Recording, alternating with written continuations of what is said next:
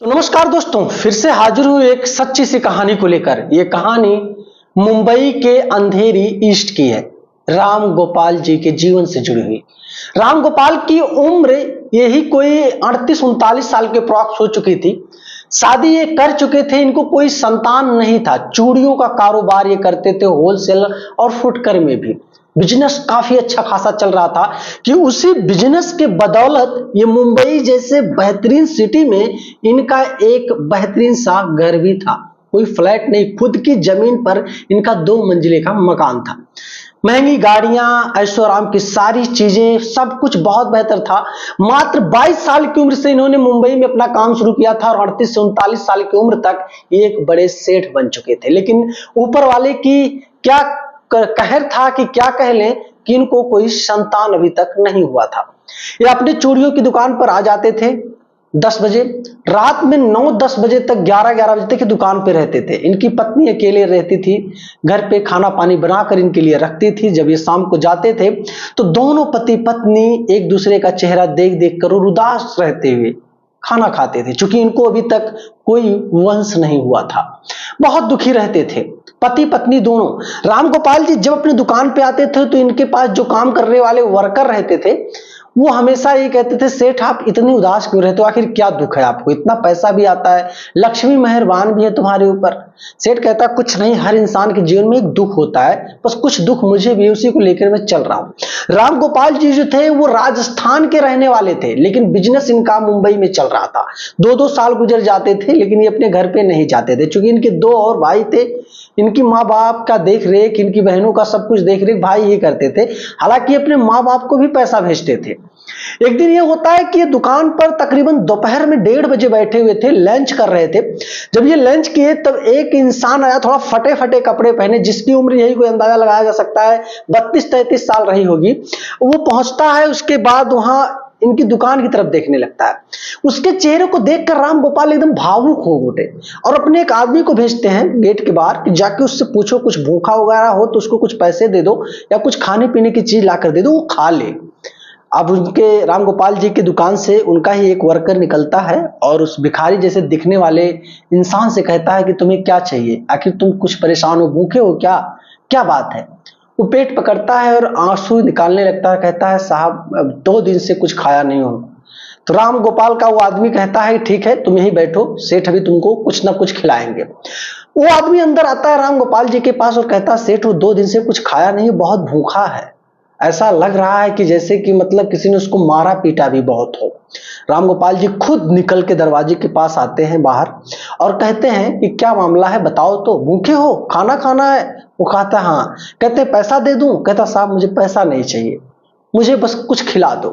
राम गोपाल जी जब उस भिखारी के सामने ये चीज कहते हैं, रखते हैं, देखते हैं तो उनकी आंखें नम हो उठे। उनके अंदर एक अलग सा कुछ, मतलब जो कहते हैं ना भक्ति जग जागती है। उनको ये लगता है कहीं ऐसा ना हो कि प्रभु उनके दरवाजे पर उनका इम्तिहान लेने आए हो। बस यही सारी चीजें गुथते बुथते हैं। उसके बाद उसको बैठाते हैं दुकान के अंदर ले जाकर, खाने पीने की चीज उसके लिए बुलाते हैं और जितना वो खा सकता था उसको खिलाते हैं। अब वो कहता है साहब मैं बाहर आराम कर लूं। कहते हैं हाँ आराम कर लो, जब तुम्हारा दिल करेगा तब जाना, तुम्हें कोई रोक टोक नहीं है, कुछ पैसे चाहिए तो भी बताओ। वो सीधा कहता साहब मुझे पैसे नहीं चाहिए।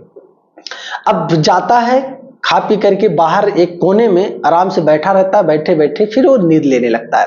रात हो गया, रात में कोई उसको टच नहीं किया, ना तो किसी ने उसको जगाया। जब रात में दुकान बंद करने का समय होता है तो राम गोपाल जी उसको थोड़ा सा कहते हैं अभी नींद नहीं पूरी हुई क्या, उठो, कहाँ के रहने वाले हो, कुछ बताओ। वो कुछ बोलता नहीं था, बस उनका पैर पकड़ लिया और कहता है मुझे ऐसा लगता है कि आप ही मेरे भगवान हो, आप ही मेरे ईश्वर हो, मुझे आप संभालो। राम गोपाल जी एकदम भाविक हो उठे।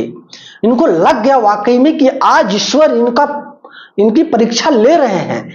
और बस इन्हीं सारी भावुकता की वजह से उससे कहते क्या चाहिए तुम्हें। कहता साहब मुझे आप अपने पास रख लो, काम धाम जो कहोगे मैं करूंगा, मुझे 2 वक्त की खाना देना। अब उसकी गहरी गहरी बातें सुनकर राम गोपाल जी फिसल गए। अब उसको ले आते हैं अपने घर पे और घर पे लाते अपने पत्नी से कहते हैं कि देखो अब ये कुछ दिन तक यहीं पे रहेगा, काम काज करेगा, ठीक ठाक हाव भाव व्यवहार इसका लगेगा तो यहीं पे इसको रख लेंगे, और नहीं ठीक ठाक रहेगा तो फिर इसको भाई यहाँ से निकाल देंगे। उनकी पत्नी को भी अच्छा लगा, चलो कम से कम बर्तन मांजने का काम, घर में झाड़ू पोछा का काम, ये सब तो छुटकारा मिल गया। अब धीरे धीरे करके राम गोपाल की पत्नी उसको ट्रेंड करने लगी, बर्तन धोने में, खाना बनाने में, झाड़ू पोछा करने में। मतलब महीनों लग गए, दोनों में एक अलग तरह का अट्रैक्शन हो गया। कपड़े पहनावे में सुधार, एक नवयुवक लड़का एक नवयुवक औरत के साथ जब एक कमरे में रहने लगे तो आप सोच कर देखो मेरे दोस्त, ये परिस्थिति क्या हो सकती है। धीरे धीरे करके ये नौकर और नौकरानी वाला, नौकर और महारानी वाला, मालकिन वाला रिश्ता किस तरीके से प्यार में बदल जाता है कोई समझ ही नहीं पाता। राम गोपाल जी को इसका भनक ही नहीं था। अब धीरे धीरे करके दोनों में मामला यहां तक चलने लगा कि राम गोपाल की पत्नी के साथ उस नौकर का संबंध शुरू हो गया। यानी कि वो नौकर अब उनकी पत्नी के साथ गलत काम करना शुरू कर दिया। दिन नहीं गुजरते थे। कभी कभी तो ऐसा होता था कि अगर सेठ बाहर चले जाते थे तो उनकी पत्नी को लेकर वो सोता भी था। शायद सुनकर अजीब लग रहा होगा मेरे दोस्त, लेकिन ये एक सच है। मुंबई की रहने वाले एक लड़के ने मुझसे इस कहानी के बारे में बताया। अब ये होता है, राम गोपाल को अब ये लगने लगता है कि उनकी पत्नी जो उदास रहती थी, अब उसके चेहरे पर इतनी खुशी कैसे झलक रही है। अब उनको ये लगने लगता है कि ऐसा तो नहीं कि पत्नी काम नहीं करने को मिल रहा है, इसको ऐसो आराम से खा रही है, इसी वजह से तो नहीं। तरह तरह की चीजों के बारे में सोचते हैं, लेकिन धीरे धीरे करके नौकर से जो इनकी पत्नी का लगाव बढ़ रहा था, ये अपने आंखों से कभी ना कभी देख लिए और महसूस भी किए। अब इनको शक होने लगा। अब शक के बिना पे तो अपनी पत्नी के ऊपर उंगली उठा नहीं सकते थे। अब इनको अपने नौकर और अपनी पत्नी को नंगे हाथ पकड़ना था। धीरे धीरे करके एक गहरी जाल बनाते हैं और उस जाल बनाने की वजह से ये अपने पत्नी और नौकर को एक दिन एक ही बिस्तर पर एक ही कमरे में पकड़ लेते हैं। पकड़ने के बाद इनको समझ में नहीं आता, पहले पत्नी को मारते हैं, उसके बाद नौकर को मारते हैं। मारते मारते दोनों को सांस फुला के मारते हैं। कुछ चोटें भी शरीर पे आती हैं जो बहुत गंभीर नहीं होती हैं, लेकिन दोनों को इस तरीके से मारते हैं कि पुलिस भी हैरान हो जाती इनके बारे में सोचकर। अब ये नाटक शुरू कर दी, रोना शुरू कर दिए। रोते धोते हुए ये पहुंचते हैं पुलिस के पास। नजदीकी जो थाना होता है, थाने पे कहते हैं साहब मेरी पत्नी और मेरे नौकर का किसी ने घर में घुसकर हत्या कर दिया। पुलिस जब इस बात को सुनती है तो पुलिस तुरंत वहां से अपनी टीम को भेजती है। दोनों को लाश को उठाया जाता है और लाश को उठाने के बाद उसको पोस्टमार्टम के लिए भेज दिया जाता है। अब धीरे धीरे करके अगल बगल के जो लोग थे उनको एक अजीब सा लग रहा था, क्योंकि राम गोपाल की आंखों में उनकी पत्नी का मरने का दुख कोई नहीं देख रहा था। यहां तक कि पुलिस भी महसूस कर रही थी कि ये जो इसके आंसू गिर रहे हैं कहीं ना कहीं मगरमच्छ के ही हैं। पुलिस भी धीरे धीरे राम गोपाल के पीठ पीछे इनकी खोजबीन तहकीकात करना शुरू कर देती है और तकरीबन 2 महीने गुजर गए। 2 महीने की कड़ी तहकीकात के बाद अंततः राम गोपाल जी पकड़े जाते हैं। इनसे पूछताछ किया जाता है और ये पूरी सच्चाई पुलिस के सामने अपने पत्नी और अपने नौकर की कहानी बताते हैं। कहानी सुनने के बाद पुलिस भी हैरान हो जाती है, आखिर कहे तो कहे क्या।